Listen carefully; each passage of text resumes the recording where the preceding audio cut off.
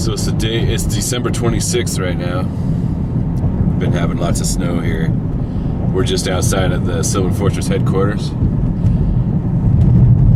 Roads are pretty icy here still. But this is what it looks like. We're a little bit east of the studio where I record all the Sylvan Fortress stuff. I'm going to talk a little bit more about the album. And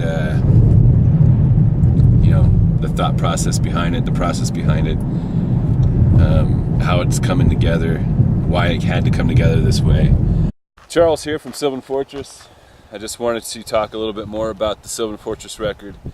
I did have Sean Cameron on the drums, as you saw in the last video a couple days ago, and he just came off tour with Carnifex. He was on a European tour for a little while, and he didn't have a whole lot of time to learn the songs. So when I say this album came together very quickly, that's what I'm talking about. I know it's been years since I've been trying to get some things going, but I haven't spent all those years working on this stuff. I'm an audio engineer for my job, so I've been producing albums for other bands, and that's just making a living. When I knew this window of opportunity opened up and Sean agreed to do the drums, so I thought we could get a little something done, so we started putting stuff together real quick, or I started putting together stuff. Basically the whole band that we had in the past has dispersed. We used to have a full band, we played shows in the past, and then it just broke apart. I'll go into that later. But anyway, I'm the only guy that's left. So I thought I'd bring it back because it was near and dear to my heart. It's something I've been wanting to do. I never stopped thinking about it. So even all these years later, it's given me an opportunity now to go ahead and try something, but it's being put together very, very fast. So Sean, basically had, 2 days maybe to learn songs he's never heard before. And in the studio and just recorded it, and it's all live, acoustic drums. We use no triggers. It's all 100% organic. Microphones on top of the drums.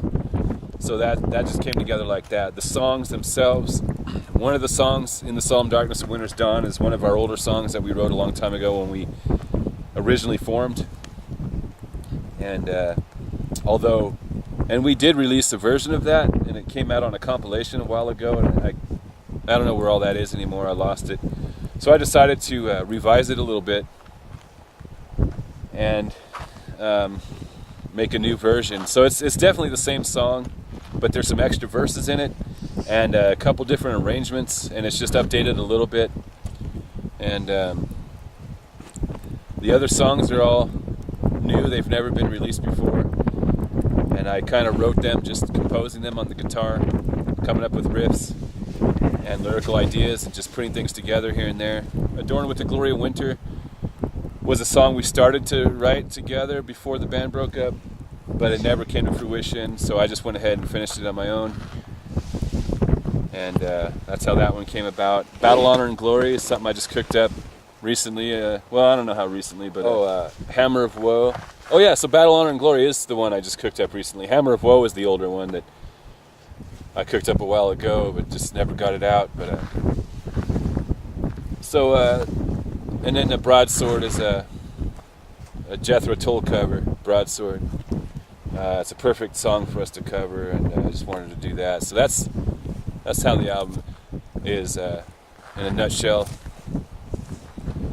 People, when you hear that I'm from California, that the home base is in California, you might think of all the palm trees and beaches, but California's a big place with a lot of area, and surprisingly, this snowy wilderness here, I live just a little west of here. It takes me about a half an hour to get here. So I'm not far from here at all. So this really is the Sylvan Fortress area, which I'm very proud to be from. I spent some time out in Washington State growing up, and that's where I developed my love for the snow and the winter. I'm not doing it for a cliche. I know I'm sure some do. But I grew up in environments like this, and I've grown to love them. And as a kid, I used to pretend that during the snowstorms that I would run outside and pretend that it was me calling down the storm, and that's how I got the name Battle Frost. I would summon the Battle Frost. I was a 10-year-old kid, pretending with his imagination. Growing up in Washington State, I loved it there, deep in the evergreen forests. And I just, that love for me, this was, I'm a little bit older, so that was before black metal was out, that I knew about anyway. I didn't hear black metal until the 90s, and I was already into this in the 80s.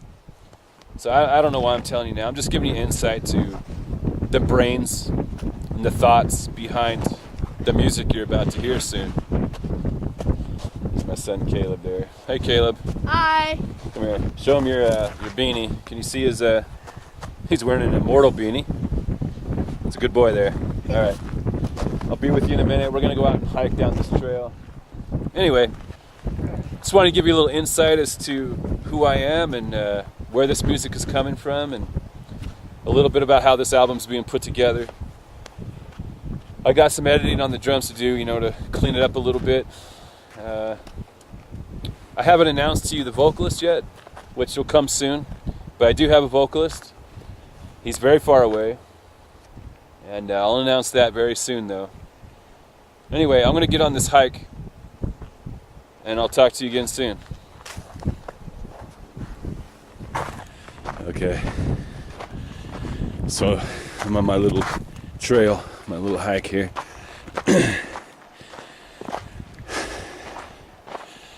We're out in the wilderness a bit. The drums have been tracked. I'm taking a little stroll. It helps clear the mind, and I just enjoy this type of thing. So I'm